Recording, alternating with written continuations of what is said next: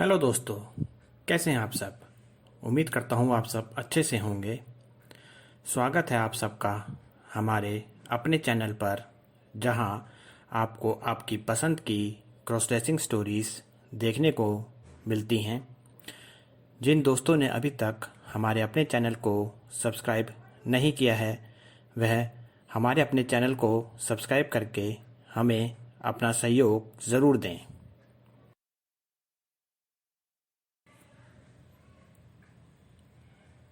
दोस्तों, हमारी आज की कहानी राहुल का रागिनी बनने का सफ़र का भाग 5 है। उम्मीद करता हूँ कि आपने कहानी के पहले 4 भाग अवश्य पढ़े होंगे। अगर आपने कहानी के पहले 4 भाग नहीं पढ़े हैं तो आप उन भागों को भी पढ़ लीजिए। उन भागों का लिंक मैं अपने डिस्क्रिप्शन बॉक्स में दे दूँगा। आप वहाँ जाकर कहानी को देख सकते हैं। कहानी का पिछला भाग की एक झलक। एक दिन राहुल के फ़ोन पर उस पुलिस अधिकारी का फ़ोन आया और उसने राहुल को बताया कि वह कुछ काम से उसके शहर में आ रहा है, इसलिए वह रागिनी से मिलना चाहता है। उस पुलिस अधिकारी की आवाज़ सुनकर राहुल बहुत खुश था और उससे मिलने का सुनकर तो उसका मन खुशी से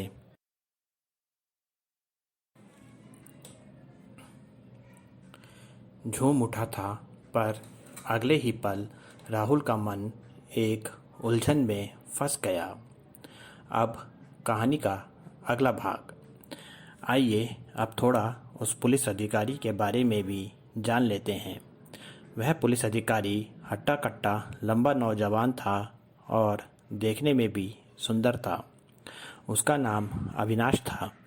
अविनाश ने रागिनी से कहा कि वह उसे उसके घर का पता बता दे।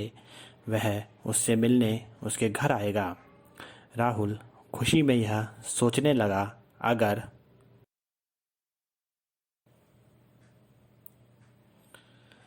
वह सच में राहुल न होकर रागिनी होती तो इस पल को वह खुशी से अपने आंचल में भर लेती। रागिनी के लिए तो यह पल खुशी भरा होता, पर राहुल के लिए यह पल थोड़ा मुश्किल भरा था। वह अविनाश को घर पर माँ के रहते नहीं बुला सकता था, क्योंकि राहुल अभी तक थिएटर और सिर्फ अपनी माँ के लिए ही बिटिया बना था और उसने अविनाश से मिलने की घटना माँ को बताई भी नहीं थी।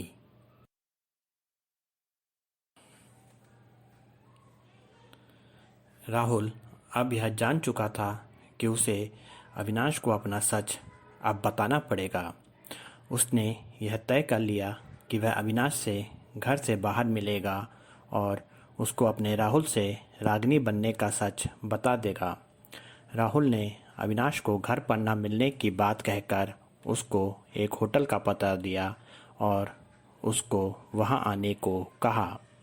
तय हुए दिन पर राहुल अविनाश से मिलने होटल में पहुंच गया। राहुल के मन में बहुत से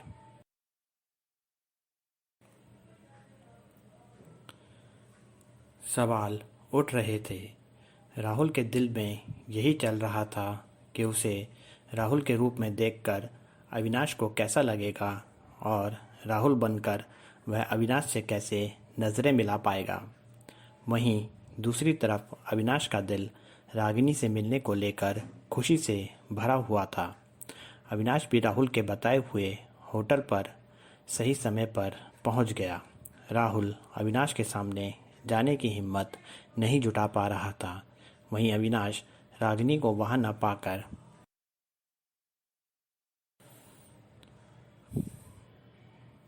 बेचैन था।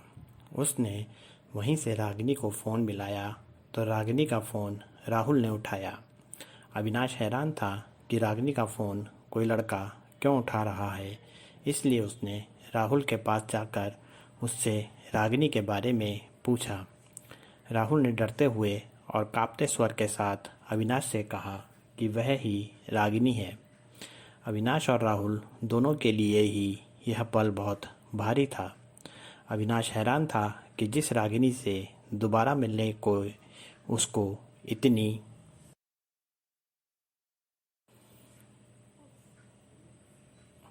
उत्सुकता थी, वह रागिनी उसको एक लड़की के रूप में न मिलकर एक लड़के के रूप में मिलेगी।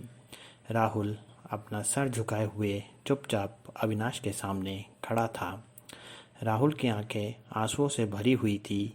वहीं अविनाश को समझ ही नहीं आ रहा था कि ऐसे मौके पर वह रागिनी को रागिनी कहे या उससे उसका नाम पूछे। इसलिए अविनाश ने राहुल से एक शब्द भी कुछ नहीं कहा और वह वहाँ से चला गया। राहुल अविनाश को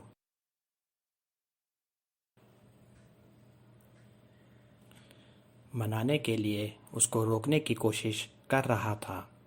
राहुल ने रागिनी बनकर थिएटर की दुनिया और अपनी ज़िंदगी में कामयाबी तो पा ली थी, पर रागिनी के रूप में अविनाश का प्यार पाने की उसकी कोशिश कामयाब नहीं हो पाई थी। उसको अपना पहला प्यार अधूरा रह जाने का डर सता रहा था।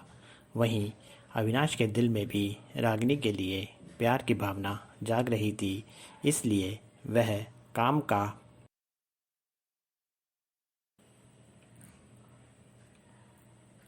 बहाना बनाकर रागिनी से मिलने उसके शहर आया था। रागिनी और अविनाश अपनी पहली ही मुलाकात में एक दूसरे को अपना दिल दे बैठे थे।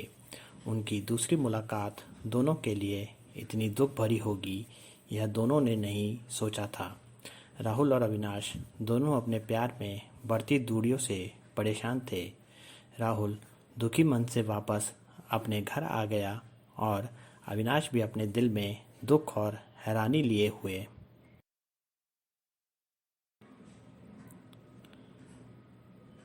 वापस आ रहा था। राहुल की यह परेशानी माँ से भी नहीं छुपी थी। माँ राहुल को उदास देख रही थी और बार बार उससे उसकी उदासी का कारण पूछ रही थी, पर राहुल माँ को बताता क्या। उसके नाटक में लड़की बनकर अभिनय करने तक की बात वह माँ से कह सकता था। अभिनय की प्रैक्टिस का बहाना बनाकर माँ के सामने रागिनी का रूप बनाकर आना और अपनी क्रॉस ड्रेसिंग की चाहत को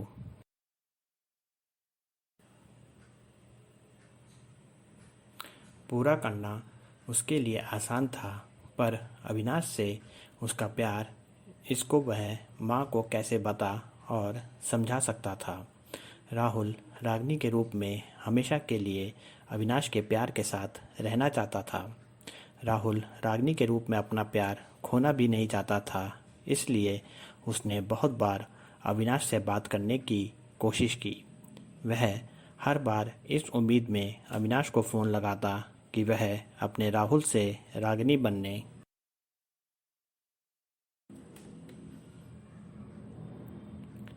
की सारी बात बता देगा और अविनाश से माफ़ी मांग लेगा, पर हर बार उसकी कोशिश नाकामयाब हो जाती।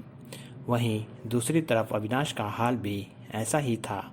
रागिनी उसको पहली ही मुलाकात में पसंद आ गई थी। उसे यह यकीन ही नहीं हो रहा था कि कोई लड़का लड़की का इतना सुंदर रूप बना सकता है। उसे अब भी ख्यालों में राहुल के चेहरे पर रागिनी का चेहरा ही नज़र आ रहा था।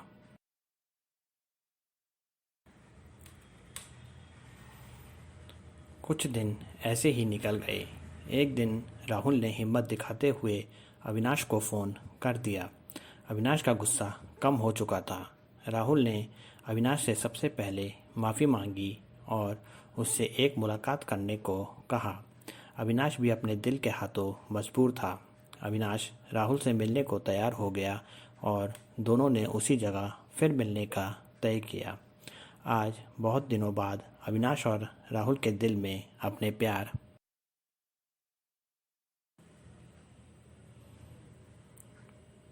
को लेकर फिर एक बार उम्मीद की आस बंधी थी। राहुल इस बार किसी भी कारण से अविनाश को नाराज़ नहीं करना चाहता था, इसलिए उसने इस बार तय कर लिया कि अगर अविनाश उसको रागिनी के रूप में ही पसंद करता है तो वह इस बार अविनाश से मिलने रागिनी के रूप में ही जाएगा। माँ के सामने घर से तो वह रागिनी का रूप बनाकर बाहर नहीं जा सकता था, इसलिए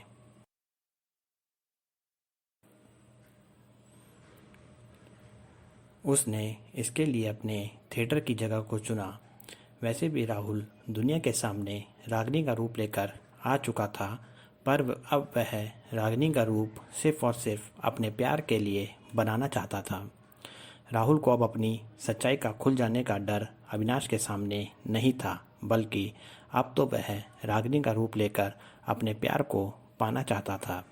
वह जानता था कि रागिनी के रूप में वह अपने प्यार को पा लेगा और